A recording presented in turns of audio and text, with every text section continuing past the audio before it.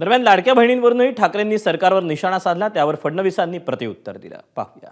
ज्या काही 10 थापा होत्या त्याच्यापैकी एक तरी गोष्ट या सरकारने आज केले का? पहिली जी होती ती लाडक्या बहिणींना 2100 दिले का? नाही.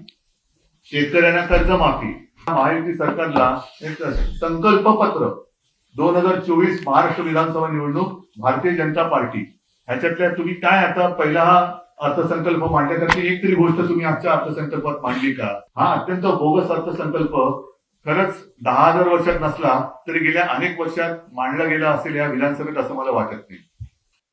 त्याचा अर्थ तोच आहे की एप्रिल महिन्यात नाही मिळणार, एप्रिल महिन्यात 1500च मिळतील. ज्यावेळी आम्ही सुरू करू, घोषित करू, तुम्हाला आम्ही कसं लपून लपून थोडी घोषित करणार आहोत.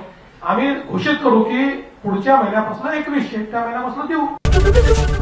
एबीपी माझा, उघडा डोळे बघा नीट.